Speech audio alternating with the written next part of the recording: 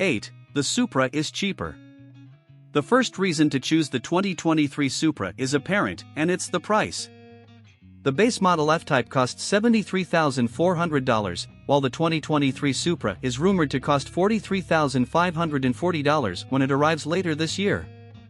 That's a difference of nearly $30,000. The top-end F-Type R starts at $108,500.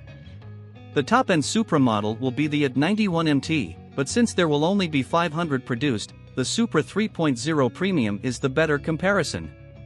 It will start at $54,690. That $53,810 difference is nearly enough to buy a second top-end Supra. This isn't to say that the Jaguar isn't worth the money, but such a significant price difference will make it an easier choice for many buyers. The Jag has some advantages, but the Supra is also a great car. It's not fair to only consider the price when choosing between the two, but there's no denying that it's a significant factor. 7. The Supra has lower costs of ownership and maintenance.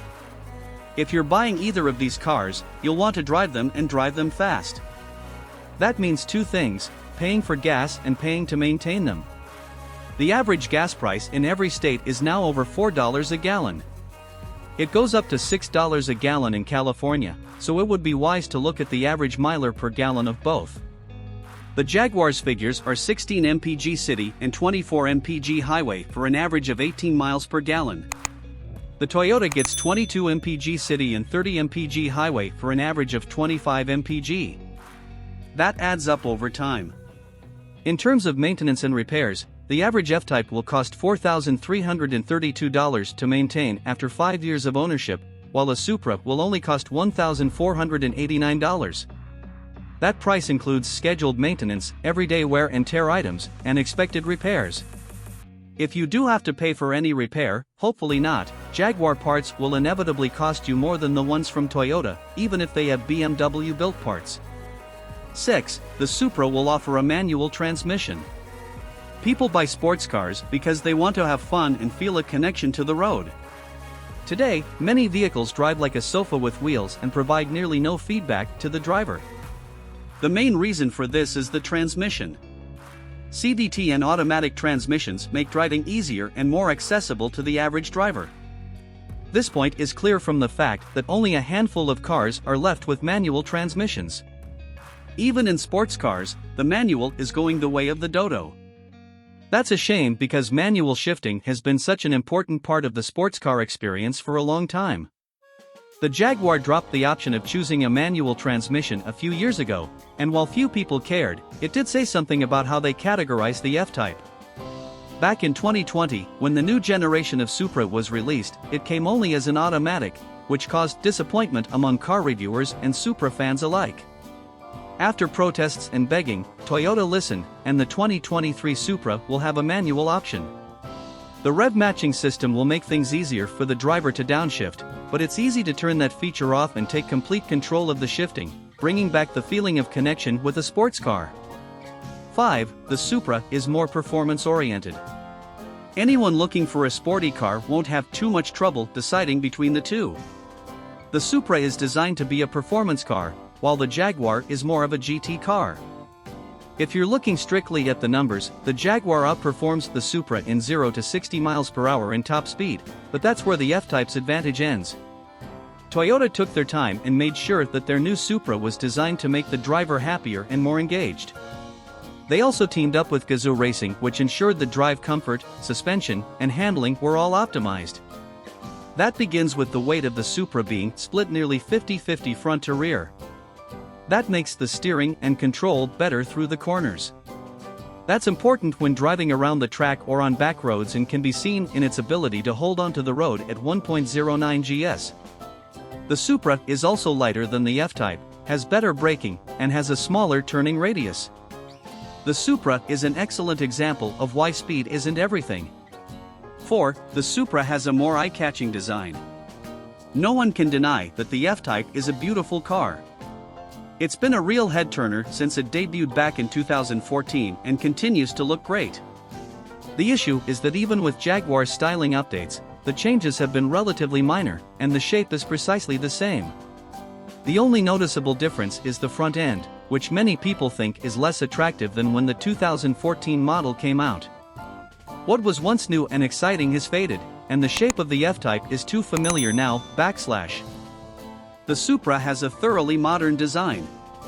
It takes many cues from the Mk IV generation of Supras but now has more angular headlights, larger air intakes, a more aggressive front end, and a more sophisticated rear wing than its big brother.